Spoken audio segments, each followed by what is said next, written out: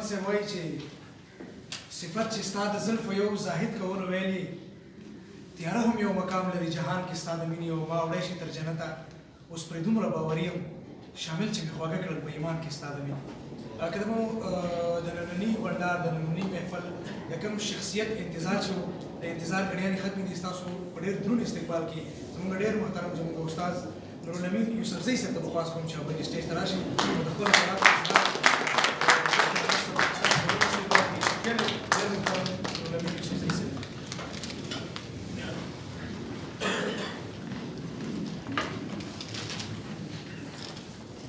اللهم صل على سيدنا محمد وعلى ال سيدنا محمد وافضل صلواتك بعدد معلوماتك وبارك وسلم عليه.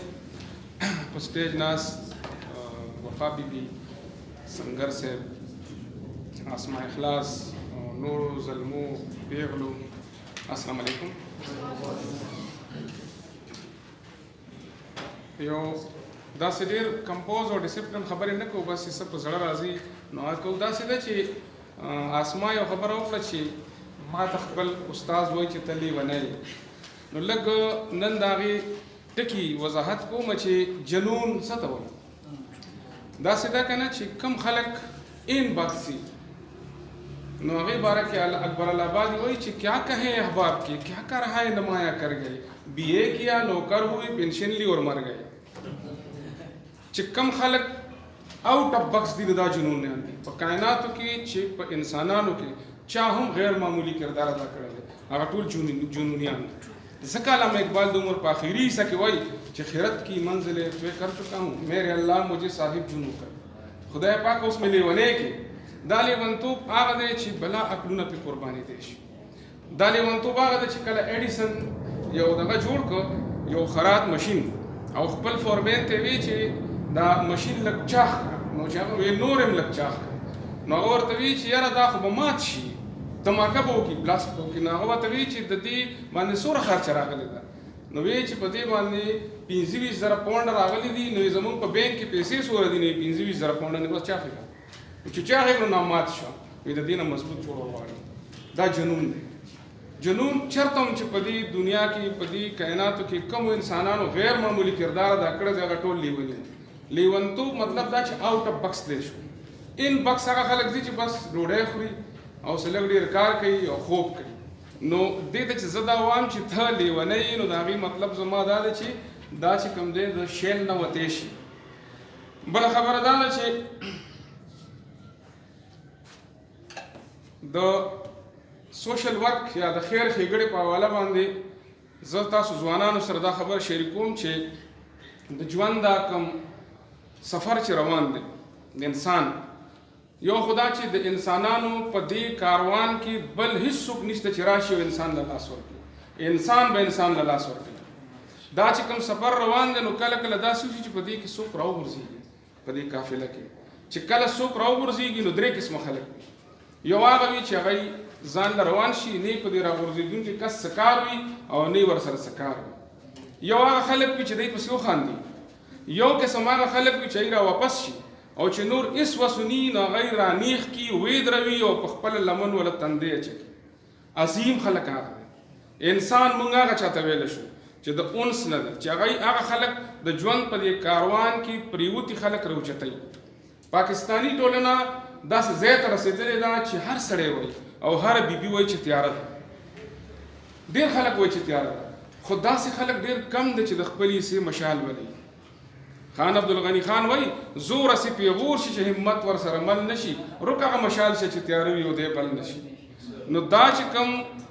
آسما ده نو دا د خپل طرف نه دا لکه د دې مثال داسې دی ګوره تیاره که دا ټوله کمره د تیارې نه ډکه وي او یو جګنو راغی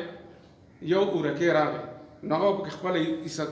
رڼا ګرځوي د چې هغه پلار هم د هغې نه هغه رڼا نه شي اخیستی. نو دقه شان دې تیاره کې چې کم سړی او کمه زنانه راپاڅېده او هغه یو کردار ادا کوي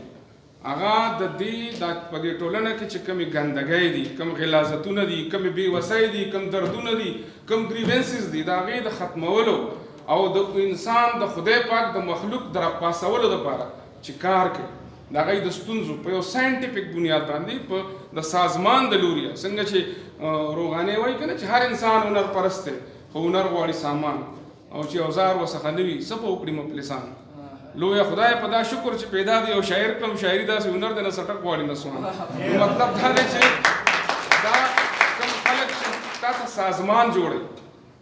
زمینه جوړوي ارګنایز دا خو نوې دنیا د 21مه صدۍ ده په ارګنایز توګه باندې کار کول او تاسو ته دا هم پته ده چې په ډیس ارګنایز توګه باندې په پښتنه ټولنه کې د 500,000 کالو نه اشر موجود دی تاسو به هم د مشرانو اشر وایم دی ته چې د په سخته کې یو بل سره بې غرضه بې پیسو کار کول لاس امداد کول دا اشر دا NGO دا د اشر جدید شکل دی څنګه چې اپالوجي دنیا اوس د کړې ده موږ سره 15,000 کاله مخکې ننواتې موجود ده څنګه چې دنیا سیز فایر اوس د کړې ده موږ سره تیږه کېښودل د زرګونو کالو نه موجود ده څنګه چې دنیا اسکاټ اوس د کړې ده موږ سره بدرګه د زرګونو کالو نه موجود ده نو دا زموږ د خپل روح نه راوتې خبره ده خو صرف دومره ده چې د نوې دنیا د نوو تقاضو سره دا کار کوو څوک چې دا وایي چې ګنې زنانه نه دي کول پکار چې هغوی کار وکړي نه دي کول پکار چې هغوی میدان ته راشي نو زه هغه که هغوی د مذهب په نوم وایي او که د کلچر په نوم وایي زه هغوی ته دا خبره کوم چې د مذهب په نوم باندې یوه خبره کوو چې په دنیا کې تاسو وګورئ چې کله حضرت محمد صلی الله علیه وسلم کله د غار حرا نه راغی په لومړي ځل او کور ته راغی او خپلې بیبي ته یې وی حضرت د امت مور ته حضرت خدیجة الکبرا رضی الله عنها ته ویلې چې ما سره یو داسې عجیبه واقعه وشوه چې زه ډېر زیات یارې اخیستی ځکه چې لومبی وحی راغلی وه د الله تعالی د طرف نه او هغه د هغې ډېر لوی زور نو دغه وخت کې خدیجه بیبي که چېرې تعلیم یافته نه وي دا خاندان که چېرې عالم نه وي دا خدیجه بیبي که چېرې ورکینګ ومن نه وي دې دا تجارت پیشه ښځه نه وي که دا د یو کلي د پلی یا د شاه منصور او یا د بیکي یو نالوستې ښځه وي نو دې به ټیک نبي علیه السلام ته وي چې دې غار خواله بیا ور نه شي دې کې ټیک پیریان دي خو چونکې دا تعلیم یافته ښځه وه او دا ورکینګ ومن وه نو ځکه یې ورته وي چې ته زړه ښکته پورته کومه دا د یو تعلیم یافته بنده خبرې دي چې زړه ښکته پورته کومه ته د خدای پاک یو نیک سړی تا چا سره بد نه دي کړي تا چېرې دروغ نه دي ویلي دا ما ته څه داسې واقعه ښکاري چې دا یو غیر معمولي واقعه ده ته ویې لږ دمه وکړه نو بیا زه تا سره ځم او زما د ترور زوی دی ورکا بن نوفل هغه څخه ورځو او دا دې کې ماته څه چل ښکاري که چېرې نبي علیه السلام ښځه ناقص العقل ګڼلې څنګه چې روایتي مولیان وایي نو هغه به ورته ویلي زه به تا سره ځم او هغه ورسره لاړو هغه چې ورسره لاړو او هغه هلته لاړل نو هغه سړي ووایي چې دا خو هغه روح القدس دی چې د حضرت عیسی او د حضرت موسی علیهم السلام څخه بیان کړه دا خو هغه فرښته چې تا څخه راغلی ده او ته اخري نبي نو دقه ځای کې پې له بیبي ایمان راوړي لومبی بنده چې مسلمان شو نو هغه هم دغه خدیجه بیبي وا خپل ټول وسایل نبی علیه السلام له ورکړه هغه خو مالداره ښځه وه که نه د هغه یې سپورټ کړ فاینانشلي پیغمبر علیه السلام د ډېر لوی کور نه خو یتیم او یسیر و سپورټ یې کړ بیا څه چې کله کافرانو هغه د کافرانو نه لاړو شیب ابي طالب ته یو غریزه علاقه کې دیره شو هغه غریزه علاقه کې چې دی بیبي ځان ووجه د هغه په خدمت هغه سره په ودرېدو تر دې چې هغه 6 میاشتې هغه دا ختم شو هغه جلا وطني دی واپس راغلی په یو څو ورځو کې بیبي حق رسېده خو نبي بچ کړ د نبي ژوند دې بچ کړ ځان یې پرې قربان کړ داسې نه ده داسې نه ده چې ګنې په اسلام کې د ښځې کردار نشته هغه حضرت عایشه بیبي چې ټول عمر یې تېنا سړو تپوسونه هم کړي صرف ښځو نه او هغې د یو پروفیسرې په حیثیت د دین ټول تعلیمات چې دی نو هغه د خلکو مخکې بیان کړي دي هغه موږ سره مثال دی چې هغه یو پروفیسره وه د هغه دور مطابق داسې نه ده خو لکه دلته کې زموږ تنګ نظرو مولیانو د هغه ټکو مفهومونه بدل کړي دي او د هغې نه چې دی نو نوي نوي مفهومونه راایستي دي دا سوشل ورک چې دی دا هم د قرآن نه ثابت دی خدای پاک وایي چې وتعاونوا علی البر والتقوا ولا تعاونوا علی الاثم والعدوان چې تاسو یو بل سره د نیکۍ او د خیر ښېګړې په کارونو کې مرسته کوئ او د بدۍ په کارونو کې یو بل سره مرسته مه کوئ زمون خوږ نبی وایي چې خیر الناس من ينفع الناس په انسانانو کې غوره هغه انسان دی چې انسانانو ته خیر رسوي خیر ښېګړه رسوي دا د رسول الله صلی الله علیه وسلم حدیث مبارک دی چې خیر الناس من ينفع الناس نو داسې نه ده چې زمونږ په دین کې دا خبرې نشته خو د بده مرغه زمونږ دین چې څوک ریپرزینټ کوي نو هغه یو څو غټې غټې مسلې هغه راغستې دي کومې چې د هغه سره تعلق ساتي او د قرآن هغه په سلونو آیاتونه چې د هغې نه موږ ته خیر ښېګړې د انسانیت د خدمت د جستجو د علم د پوهې هغه ټول آیاتونه چې دي نو هغه نه بیانوي. موږ ته هغه نه وایي چې افلا تعلمون، موږ ته دا نه وایي چې افلا تعقلون، افلا تتفکرون. دا قسم خبرې موږ ته نه کوي. او د حضور نبی کریم صلی الله علیه وسلم سیرت هم موږ ته نه بیانوي. چا چې یو ښځه د دغه نه وتله د مکې نه او هغې سره پوج و پنډ نو نبي علیه السلام ورسره هغه پنډ واغسته. نو چې د کلي نه ووتل نو هغه ورته وی چې ته ولې د دې کلي نه ځې؟ ویل یو داسې هلک راوته دی چې زمونږ دې بوتانو خدایانو پسې خبرې کوي نو زما ډېر زیات بدې شي نو زما چې زما په سترګو ونه لګي زه ترې وځم. نبي علیه السلام ورته وی چې هغه هلک خوځوي او هغه ورسره واپس راغله او ایمان یې پرې راغی. مطلب دا چې دا زمونږ دا زمونږ علما کرام ذمهواري ده چې د منبر نه دا خبره وکړي چې تعلیم یافته ښځه عالمه ښځه هغه په معاشره کې د یو جاهلې او د نالوستې ښځې نه ډېر لوی کردار ادا کولی شي، ډېر تعمیري کردار ادا کولی شي. هغه یوازې هغه خو مور هم ده او چې مور ده نو څنګه چې مونږ وایو که نه چې ته یو سړی ایجوکیټ کړي نو یو سړی به دې ایجوکیټ کړي، خو چې یو ښځه ایجوکیټ کړي نو پوره خاندان دې ایجوکیټ کړي. نو د تعلیم یافته جینۍ او د پلی نو ځکه چې هغې نن دې ځای ته راورسېده. او مونږ دعا هم کوو چې خدای پاک دې وکړي. زه خو کله کله دا وایم چې یاره دا معیشت د دنیا تاسو وګورئ نو ډېر زیات تباه دی. ټوله دنیا دې وخت کې د دې کرونا د وجې هم او هسې هم سرمایه‌داران نظام خپل اخري حد ته رسېدلی دی څه ته چې سچوریشن پوینټ وایي. او د هغې د وجې نه هغوی کله چې د نو په چینیانو باندې نوکیا او دغه خرڅ کړي نو هغې کې بیا ساه واچوي، کله په مختلفو طریقو باندې پکې ساه اچوي. خو بنیادي توګه باندې چونکې سرمایه‌داران نظام د انسانیت د ښېګړې نظام نه دی نو دوی خپل ځان بایللی دی. اوس هغوی په زور ساتي. خو په داسې حالاتو کې چې د دنیا معیشت چې دی نو هغه ټول مکمل تباه شوی دی. زما خیال دی چې په داسې حالاتو کې چې که چېرې موږ وګورو د معیشت سړو څخه دی. هسې تاسو یو لحظه سوچ وکئ که چېرې د دنیا د معیشت ښځو څخه دی نو یو خو به چېرته هم بارود نه و جوړ شوي، ځکه چې مور به چېرې نه غوښتل چې بارود دې جوړ شي او بچي دې پرې ووژلی شي. نو دا څومره وار ټکنالوجي شوې، دا څومره وار ټکنالوجي ده دا په دنیا کې نه وه که دنیا معیشت د ښځو په لاس کې وي. او دویمه خبره دا ده چې لږ غوندې ډېرې پیسې به لګېدې خو هغه به په سرخي پوډر لګېدې لکه دا یو هغه به پکې و. او یو بله خبره به هم وه چې هرې ښځې مور به وي زما زوی دې پاچا شي، لکه اکثر چې دعا هم کوي زوی ته نه وي. خو زما خیال دی چې دا څومره جنګ دا څومره تنګ نظري په دې دنیا کې دا قومونه په قومونو ورسي، رور د رور نه جایداد قبضه کوي چې زما بچي به وږي پاتې شي. عالمي قوتونه چې دی د نورو قوتونو د قومونو دغه وسایل قبضه کول غواړي چې ما سره خام مال ختم شي، هسې نه چې زما دا بچي وږي پاتې شي. په داسې حالاتو کې موږ تر داسې انسانانو ضرورت دی چې هغه روحاني توګه باندې توانایي چې هغوی کې انسانیت وي. دا دنیا چې دا ری فارمولیټ کول غواړي، دا دنیا ری ارګنایز کول غواړي، دې له یو نوی آرډر ورکول غواړي او هغه آرډر به څوک ورکوي؟ هغه به ورکوي پکار دا ده چې د دنیا سیاستدانانو دنیا تباه کړي. هغه سیاستدانان دې اوس داسې یو سیاست وکړي چې په عالمي کچ دی دا ټول شاعران لوی شاعران ادیبان او دا سوشل ورکر دی دې راجمع کړي او دی ته دې وایي چې تاسو دې دنیا نه یو آرډر ورکوي، یو نیو ورډ آرډر just to reformulate this world, just to reorganize this world on the basis of equality چې دا د برابرۍ په بنیاد باندې او د پرامن بقای باهمي په بنیاد باندې چې دا دنیا د انسان د جوګښت تاسو سوچ وکړئ. انسان د مهذب انسان د په دې دنیا کې دومره ډېر بارود ډېرې کړي دي چې دا دنیا په هغې بارودو باندې په سوونو زره تباه کېدی شي. منګه دا ټوله ځمکه دا خبر راټولوم دا ټوله ځمکه چې دا په دې کائناتو کې په وړو سیارو کې ده او موږ د دې ځمکې په ډېر لږ غوندې ځای کې یو دومره غوندې خاوره باندې اوسو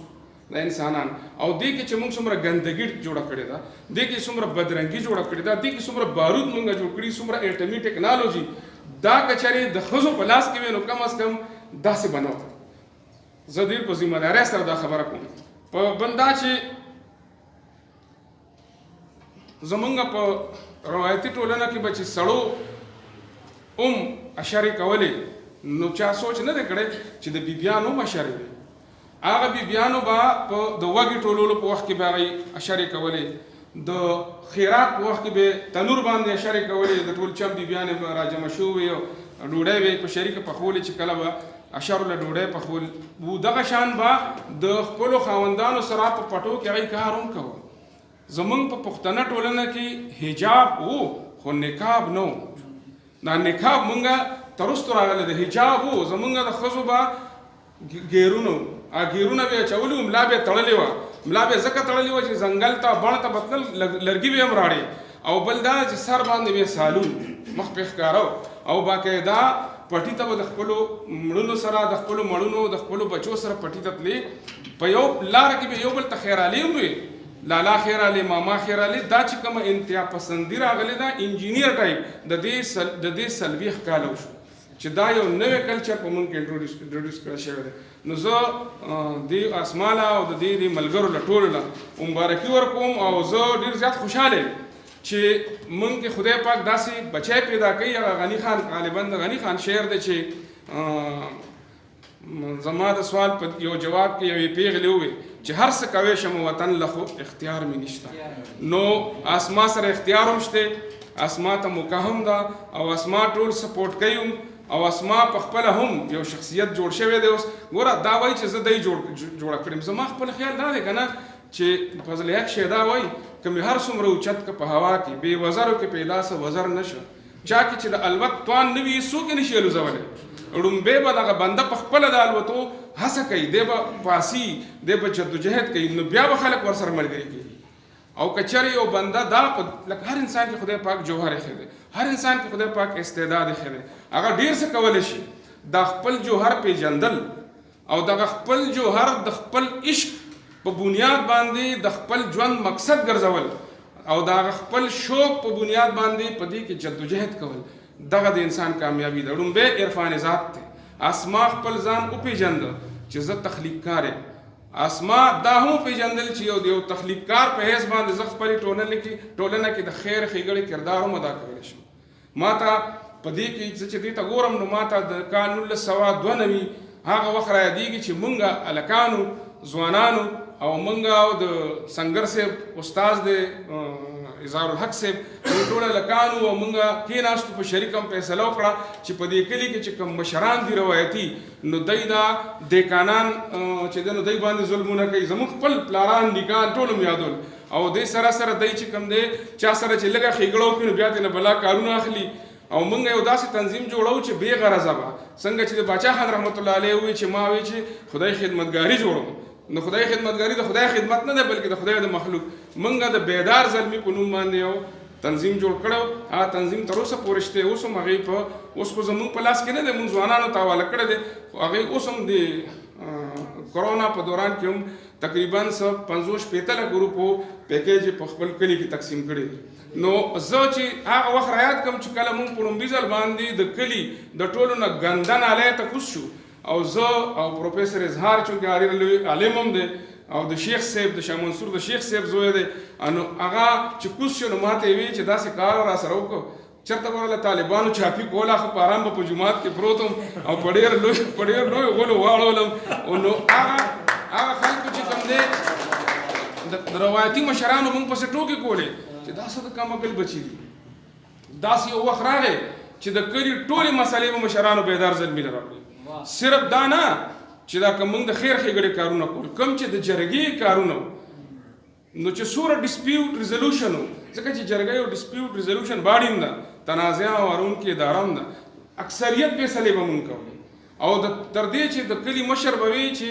د تاڼې تحصیلکار هم وایي دی ته حواله کوي او ورته بیا مونږ چې یاره زمونږ دا کار نه دی، مونږ به خیر روغې کوو دلته تاسو له چې کوم نور څه کردار وي او ډېره زیاته مجبوري چې وي نو بیا به کوو سره. نو مطلب دا دی چې اسما او د هغې ملګري د دا نه ګوري چې څوک چې کوم کس کار نشي کولی، داسې زمونږ په شان دا اپاهج غوندې وي صرف د خولې مړه نه وي، نو دی بیا اکثر تنقیدونه ډېر کوي، مړه داسې لیونی ده او دا به چې څه کردار ادا کړي او بله خبره دا ده چې څه به ښځه وي او څه به یې کردار، داسې قسم خبرې به کوي. دا خبرې صرف ښځو پسې نه دي شوي، دا سړو پسې هم شوي دي. کومو سړو چې هم د سټیټس کو خلاف خبره کړې ده، کومو سړو چې هم سټیټس کو ضد ودرېدلي دي، نو داسې شوي دي. خو څنګه چې باچا خان رحمت الله علیه وایي چې که د یو قام ته قام پېژندل غواړي چې دا مهذب دی، نو وګوره چې دا قام بیبیانو سره رویه څه ده. او څنګه چې باچا خان رحمت الله علیه وایي چې دا ملک صرف یوازې د سړو نه دی، دا د زنانو د میرمنو هم دی، هغوی پکې کم راحت لري څومره چې سړي لري، بلکې زما خیال دی چې د مور په حیثیت باندې بیا هغه لږ د سړي نه زیات حیثیت لري، ځکه چې مور چې کومه دغه مرکز دی د سماج د بنیادي اکایي، نو زه دوی ته مبارکي ورکوم او زمونږ نه چې څه مونږ خو د لاسو خپو د خدمت نه وسوتي یو، ځکه چې ډېر په ګرانه باندې ګرځېدی شو، خو بهرحال چې د خولې د طرف نه یا د وینا د طرف نه چاته منت کولی، چا سره تلل وي، چاته ادارې ته ودرېدل وي، نو چې څومره کردار زمونږ نه کېدی شي نو به ادا کوو. ستاسو ټولو یو جان مننه. السلام علیکم.